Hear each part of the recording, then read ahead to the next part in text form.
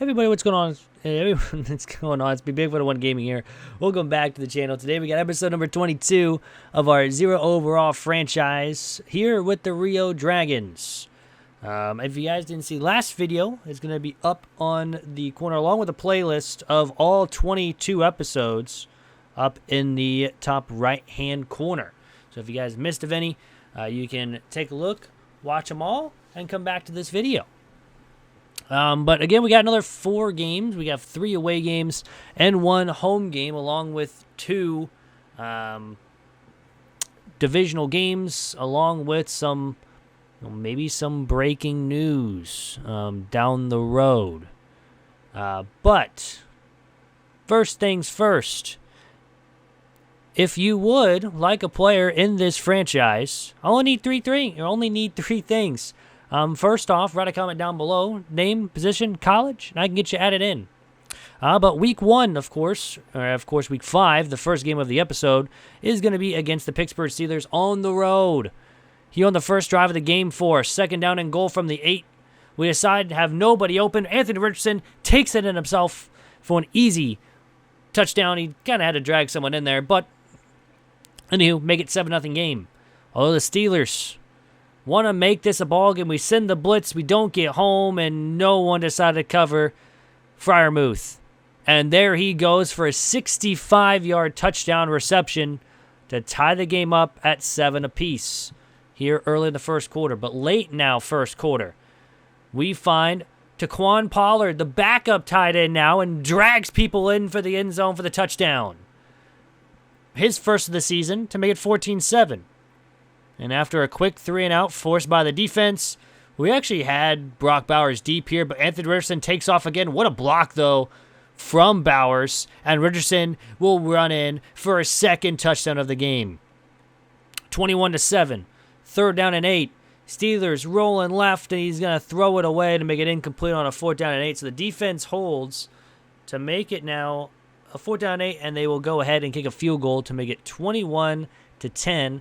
With only 2 minutes to go in the first half here in week 5. So again, trying to continue this undefeated streak. Third down and 8 from the 8-yard line. We throw it to Gooden, who found separation and gets in the end zone for a touchdown. First passing touchdown, or second passing touchdown of the game.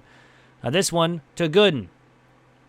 But this one's going to be thrown up by the Steelers, and George Brooks thought they had him beat. But Brooks comes back for another interception by him. That is 5 already on the season for him. So 5 weeks, 5 interceptions. But first down and goal from the 3, we decide to give it to our rookie halfback who runs it in for a touchdown. His first of the game. And we have blown this game open here against the Steelers. Make it 35-10 again here. 30 seconds left in the third. Just give it to him again. Right up the gut. Easy touchdown. His second of the game. Second drive as well for a touchdown. And he does a stanky leg to make it 42-10. But now 6 minutes to go here in the second quarter, or in the fourth quarter, excuse me. We had Josh Foster for a touchdown to make it 49-10 over the Steelers. This game was a blowout. There wasn't really much to show after this interception by George Brooks with his 6th interception of the season. Just an amazing season so far from him. I mean, he gets more. I'm not gonna lie to you. He gets more. But a 49-10 victory over the Steelers makes this a solid game 1 start for us for the episode. Looking at the stats again before we go, we actually had almost 500 yards of total offense, only allowed 176. But Anthony Richardson had a great game, 19 for 23, 275 yards, 3 touchdowns. We did run a fake punt, but it was only a 27-yard gain. Tavares Corbett, 31 carries, 174 yards, and a couple touchdowns. Foster had the touchdown reception along with Gooden and Pollard. All 3 had catches. All 3 had touchdowns. A bunch of catches, a bunch of yards from everyone. We kind of shared the wealth on this game. Defensive-wise, Stokes led the team with tackles with 5. A couple of tackles for a loss and 2 sacks. And of course, the 2 interceptions, both by George Brooks. And of course, no defensive touchdowns. On to game 2 of the episode, we have the Baltimore Ravens. They are 2-4 coming into this game. Again, on the road. But third down and 6 from the 12-yard line with 5 minutes to go here. We decide, it's man coverage. Might as well run with Anthony Richardson, and he finds the end zone again. another rushing touchdown for him to make it 7-0 here early on in this game. 2.5 to go. He's going to try to lob it up, and Grant Delpit is going to pick off Lamar Jackson, and that is his first interception of the season as well. It took him a pretty long time to throw his first interception, but it was. But we don't do anything with it on our drive.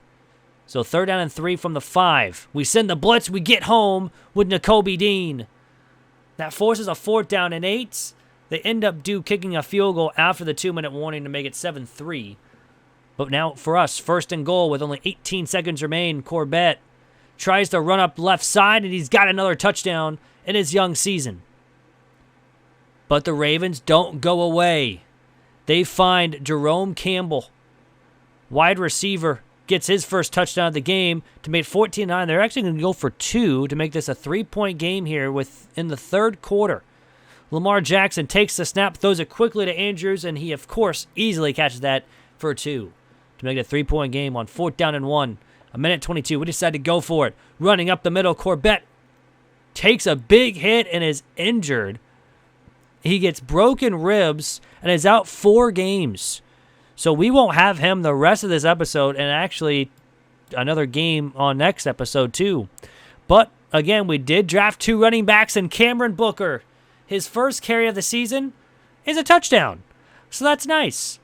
21-11 now with pretty much just starting the 4th quarter. He finds Mark Andrews and gets in the end zone for a touchdown, his first of the game, to make it 21-18.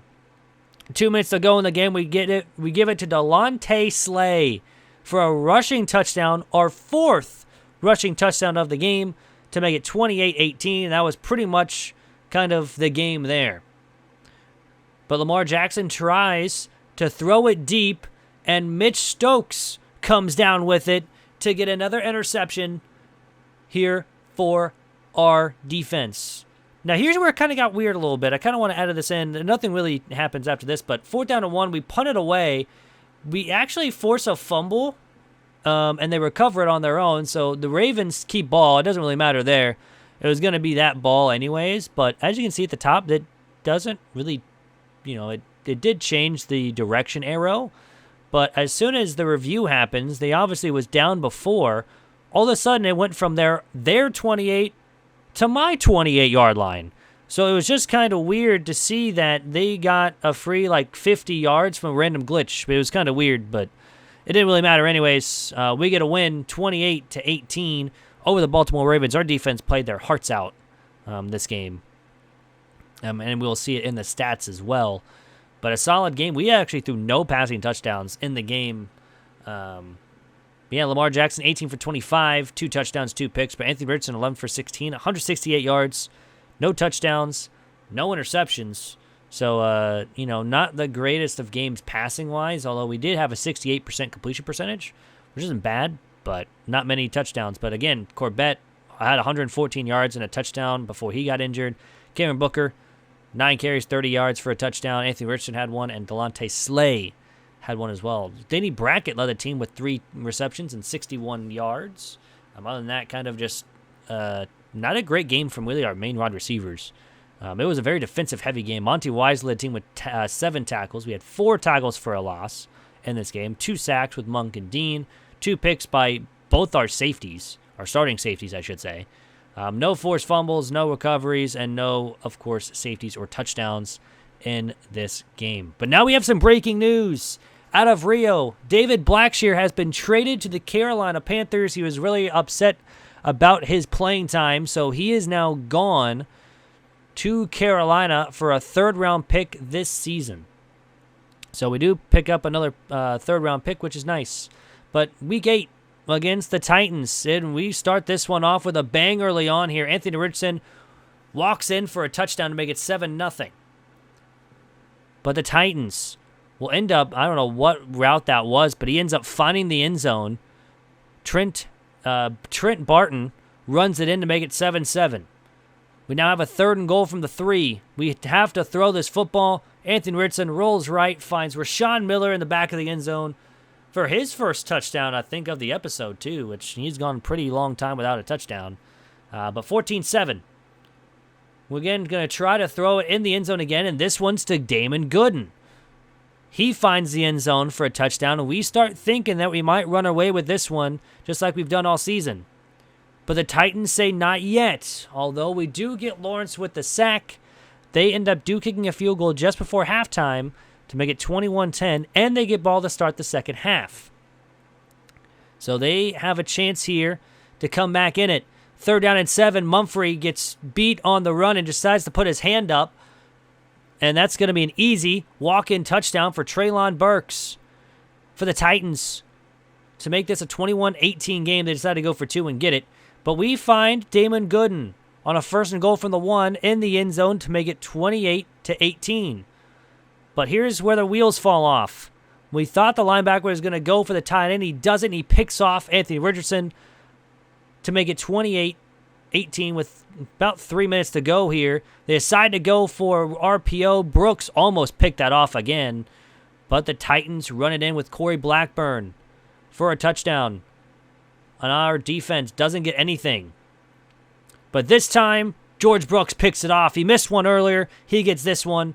28-25 on 3rd down and goal to start the 4th quarter. We throw out right side, and it's overthrown and picked. And in the end zone, too, it's going to be a touchback. And the Titans have a chance to take the lead here. And they will end up doing so on a 1st and goal from the 9. Tyjae Spears with an easy walk-in touchdown was untouched to make it 32-28. We decided to go for it on 4th down and 2. And we end up not getting it. So now with 2 minutes to go, Titans run the ball. And again, untouched, and Spears again with a walk-in touchdown to pretty much put the dagger down. Or so they thought. With 38 seconds left, we find Damon Gooden again in the end zone to make it 39-34. Now, we do need to get the ball back on a onside kick, but we decide to go for 2 here to make this a 3-point ball game. We decide to throw it to Booker. He catches it, and on the onside kick, we get a good bounce, but the hands team recovers, and it ends the game on 42-36. They decided to kick a field goal with 0 seconds left, so I'm kind of upset. But Anthony Richardson, 324 yards, 4 touchdowns, 2 interceptions. He did have one on the ground as well. Our running game was kind of hurting, though. Damon Gooden, 6 catches, 123 yards, 3 touchdowns. Sean Miller, 3 catches, 51, and a touchdown. Big game from Damon Gooden, but other than that, nothing really else to write home about on this game. Defensive-wise, George Brooks led the team with 8 tackles. Only 1 sack from Alex Lawrence. George Brooks had the only interception and the only turnover forced by this defense. Final game of the episode here is against the Houston Texans. They are 6-1, or we are 6-1. They are 4-4 on the season. And we start this off with a 3rd down and 6 from the 20. We have no one open, so we have to throw this one away. And we will have to settle for a field goal. And so last game was a very offensive-heavy game for both sides with some couple turnovers as well. When I tell you this was the complete opposite game of that, it is. But 3rd down and 13 now after another 3-and-out forced by the defense. Here in the second quarter, we decided to run a screen on pretty much 3rd and long. We actually get some good blocks, but don't get enough for the first. We get 10 on the reception for Booker. But it says 9, but it really was 10. So we have to kick another 44-yard field goal to make it 6-0.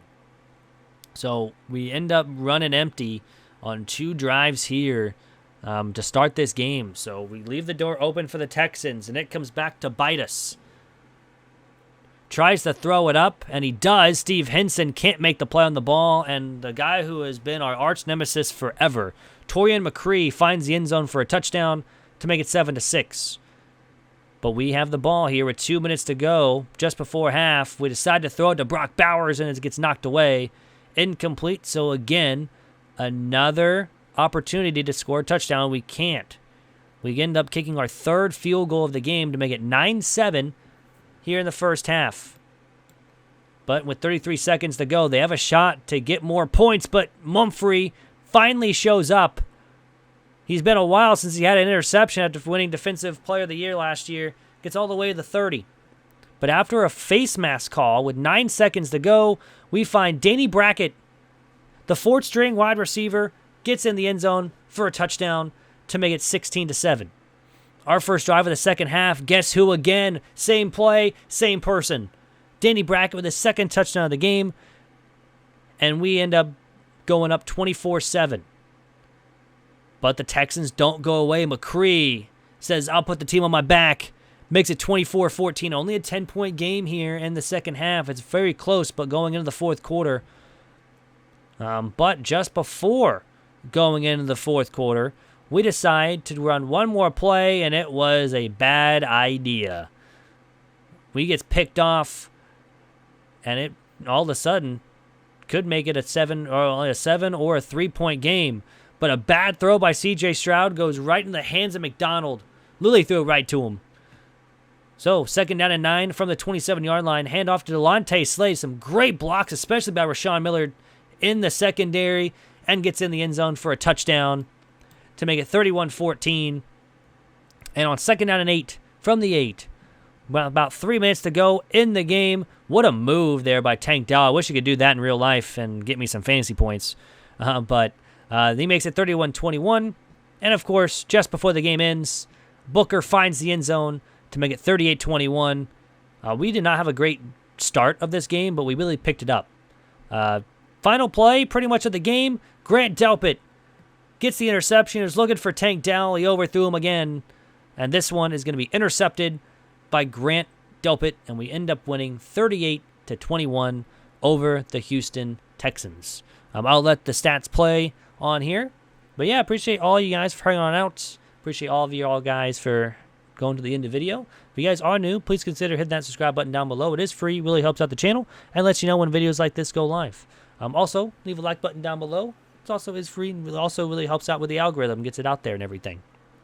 But yeah, again, more stats here. Denny Brackett led the team with 3 catches and 2 touchdowns. We actually had a couple people with 3 catches, but nothing else there. Brock Bowers, Foster, Booker both had a couple 2 receptions. Look at Devin Berry, though, at 6 pancakes. What a season from him, too. Brooks had 10 tackles on the game. Tackles for loss, we had 4, but no sacks. 3 interceptions, McDonald, Delpit, and Mumphrey on the season. We actually did not have one by George Brooks, even though he does have 8 on the season. But yeah, that's going to do it for me. Hope you all enjoyed. I'm out. Peace.